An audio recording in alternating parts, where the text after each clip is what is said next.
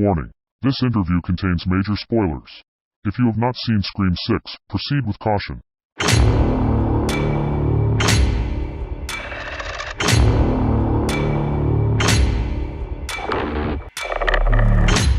Welcome to Convo Fango. Today we are joined by Radio Silence and a tiny baby to talk about Scream 6. Woo! Yay! So I've maybe seen, I'm okay. This is franchise is all right. I've seen maybe a couple movies over Love the the years. merch. Look at all the merch. So first question, Summer Weaving, cold opening. That was amazing. Did you guys pitch her on that? Did she ask to be the first kill? Like, what was the inception of that? We found this out later, but that was who they thought of when they were writing it. They were thinking of Samara. So it was naturally in the DNA of the script. And then when we got to that part in casting, we all also were like, that should be Samara. This would be perfect. And so we literally called her up on the way to dinner one night. And by the time we were at dinner, she was like, I'm in. I'll be out there. Just tell me where to go and I'm on my way. So yeah, it was kind of there from the inception. Nice. What does that pitch sound like? Are you guys like, do you want to be the first kill? Do you want to be the Drew in Scream 6? Like, how do you pitch that to her? We actually didn't get into details. We told her there was a really cool role. We'll send you the scene.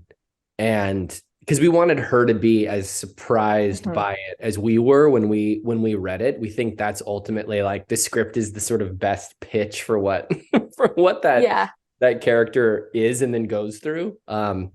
And we sent it to her, and I mean, she was just flipped nice. For it, and loved the idea of having survived Ready or Not, that she would be the opening kill. From final girl to first to die. Yeah. Yes.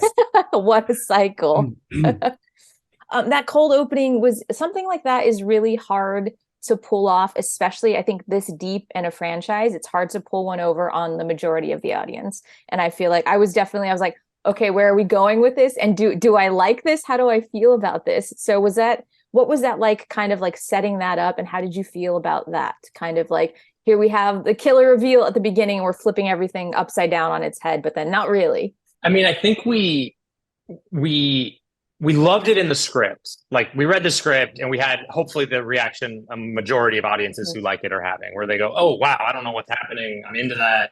Let's go with it.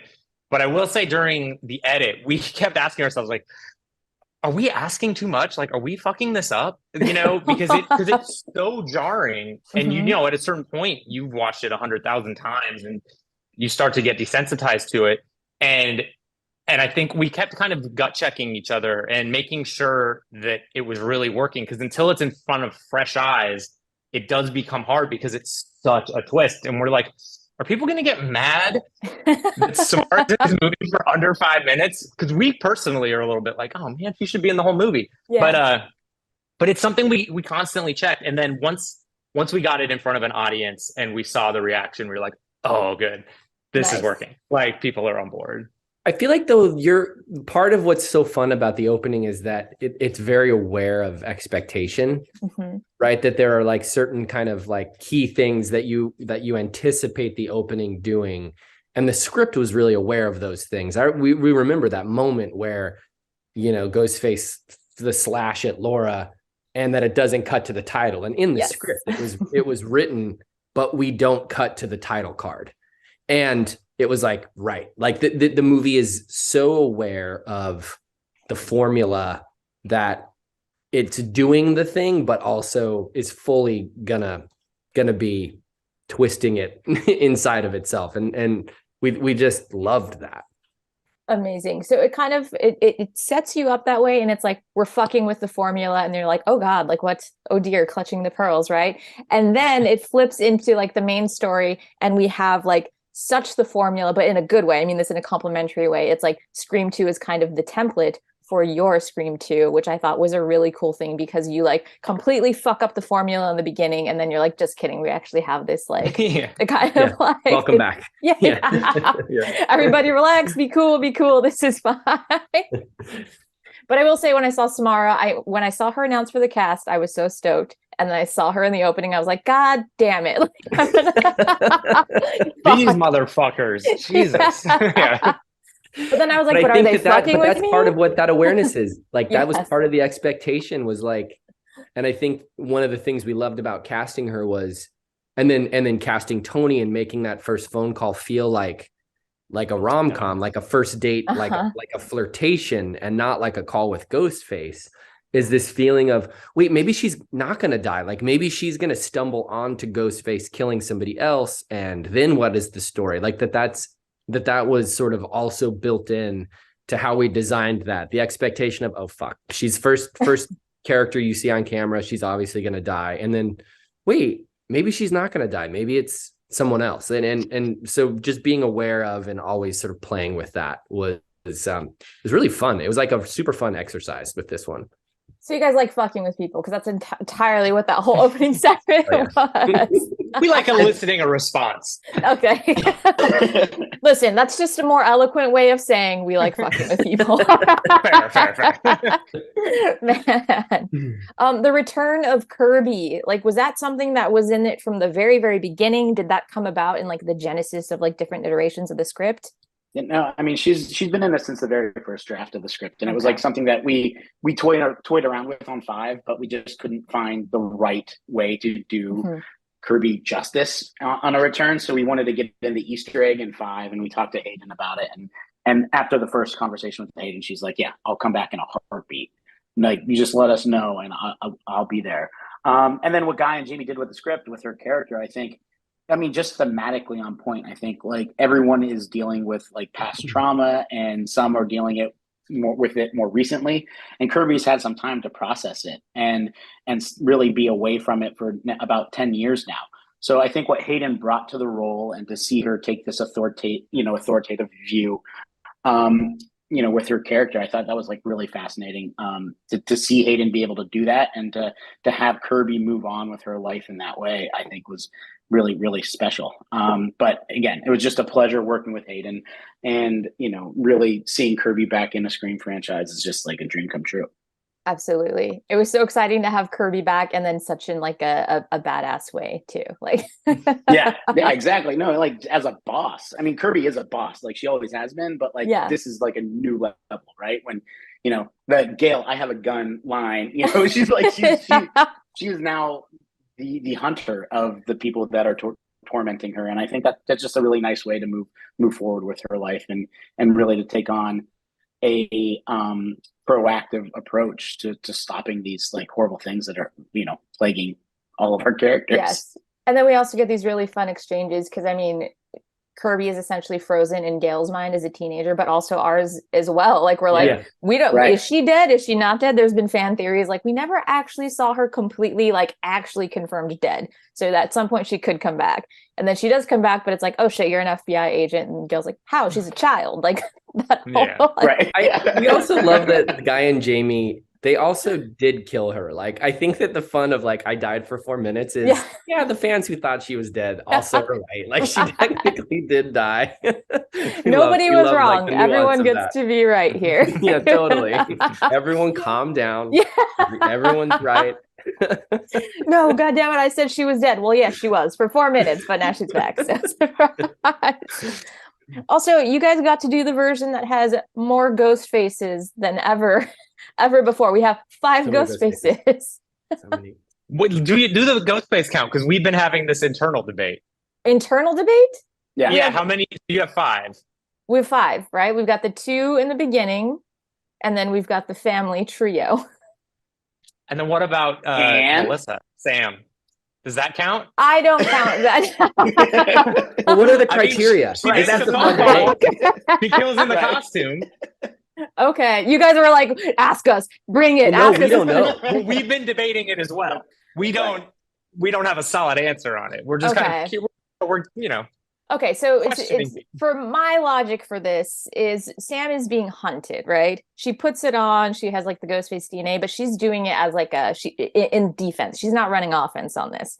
So for me to count as a Ghostface in this, you're running offense, and you're like planning this, and you're hunting the Carpenter sisters and the gang, the core 4, ideally, is my criteria. That's good criteria. Totally valid. That's valid. the "you're in my movie now." Like I Yeah. She didn't need to put the costume on and do the whole song. It's a fun debate to have. I'm sure Reddit It is. Yeah. really- You're right. She didn't need to do all that, which made me a little bit worried for her. But I'm like, did we like Sam? Maybe let's dial it back. I'm a little bit as a Even got the friend. I'm voice concerned. modulator. Yeah. We sort of love that is one of the like, God, I don't even want to let air into the conversation this way, but it's one of our favorite kind of funny logic things that we're playing with is after they fall off of that balcony, that instead of killing Bailey, Sam is like, no, I'm gonna put the fucking mask on. I'm gonna get the voice modulator. I'm gonna grab the knife, and I'm gonna just like lure Detective Bailey back. We also said that in that amount of time, whatever that is, let's call it 2 hours. We're like, she also went to check on Tara, right? She was like, "You're cool, okay. I gotta go do some Chad though. cosplay." Yeah. Some cosplay. That's like next level cosplay though. Like Sam was like, we're gonna do it. We're gonna go all the way. You know what? But this is one of those like the Kirby things. Like, is she dead? Is she not dead? You're both right. I'm gonna say if someone wants to say there are six ghost faces in this one, I wouldn't say they're wrong. That's where we land, I think. At the end But of the my day. answer is 5. But you're both right. At any point, I'm wondering, were any of the core 4 in danger of not making out of Scream 6? Like, was it always going to be like they all get to survive to the next one? Or was there any kind of moment where it's like, I don't know, we might lose one of the core 4 members here? No, it was like, I think we talked about it because we always do. We did with the last one too. Like, do we need to kill more people? And I think every time we like, what a weird job you have, by the way. Weird job. It's a weird fucking Well job. said. Yeah. But every time we like thought about it, even for a second, it was like, it just feels callous. It didn't feel, it weirdly felt like it was reaching outside of what the movie was aiming to do, which I think in our minds was to ultimately feel really good and cathartic at the end. Yeah. And I think to also be a sort of twist on itself, right? The expectation, like franchise, like bigger bloodbath, more like bigger body count. I mean, Mindy says all of those things, and then we're like, no, it doesn't have to be that. The idea that it can challenge itself was really fun to us. I also think there was something like in the last one, with Dewey's death, it is such, I know, agreed.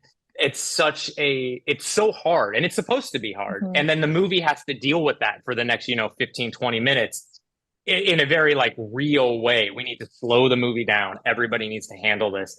And I think with this movie, by design, it's sort of like out of a shotgun and just goes till the end. And so there's also this part where it's like, we wouldn't want to do a disservice and kill characters and then just move on. You know what I mean? It's like, I think, one of the things we really liked about Scream 5 is that it actually did take the time, while it was really hard to kill Dewey, it did take the time to see how that affected Gail, to see how it affected Sid. And, that was, I think, also part of it. My debate for this is that you're saying it might be too callous to kill them off. I think maybe it's more callous if you're making us love them more and we're staying with them longer, only to have one of them killed off later on when we're like, it's like a just Dewey us right through the heart. And I'm like, oh God, we've had 4 movies. Scream 7's gonna hurt y'all. See, I'm our worried. pitch for Scream 7, no murder. Everyone's just on vacation. It's a good time. I love. They're just chilling on the beach. No ghost faces in sight. No ghost face. And then we'll bring it back in 8. We'll do it like Scream in space, ghost faces back on the rampage, and we pick it up like double time. Double time. Yes, perfect. We just saw Jamie on our text chain just sent us a fan poster of Scream in space. It's so good. It's you got to like show it on astronaut suit with the ghost face mask. It's really amazing. Super well done. Super well done. Of all the ghost faces throughout the franchise, who do you guys think like the biggest asshole ghost face is? The character? Yeah. Because Jack the actor. Definitely Jack Quaid. The actor, we're getting real right now. Yeah, I'm going to stop you right there. The character, please. And just to be clear, Jack Quaid is the sweetest human being ever. Yes. Oh my God. really good. Yeah. Ghostface in space. It's also just very catchy, you know?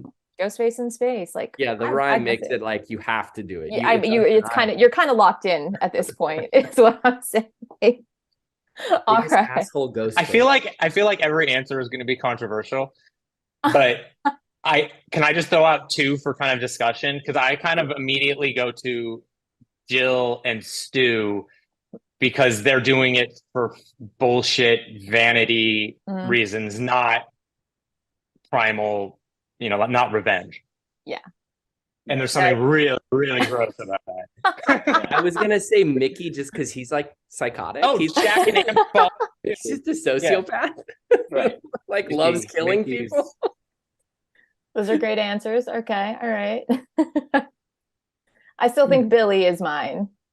Like you didn't have to like do the whole virginity thing. You could have just been an asshole boyfriend and That's a really good. yeah, he like took it to the next level. That's I'm like, pretty really? Real bad. You're You could have gross. killed me before that. We had that moment in Scream 5 because Jack's character Richie is also a giant asshole. He really is. Yeah, and we had a moment in that because Jack is such a likable person that we were kind of worried about, like, will this turn work? And there's a line in there where he talks about sleeping with Sam and how easy it was and blah blah blah. And that is the moment you go, kill this motherfucker, kill this dude. Don't I like him can't anymore. wait. Yeah, and it's like but it's really effective, and it is. I feel like that's something maybe that we kind of subconsciously picked up on from the Billy stuff. No, it makes it ickier for sure because there's that line of like, you're I know you're a killer, but you've also kind of got this charming like ability to you, which is why you're able to be a killer and get close to these people. And then you take it there and you're like, fuck this guy. Like, Yeah. beheadings, please. All right, guys. I know we are out of time. Thank you so much. Congratulations on this. Scream 6 is now in theaters with tons of fun, weird shit. So I'm sure everyone watching this has already seen it because this is an all spoilers interview, but I'm going to go see it again. You should go see it again.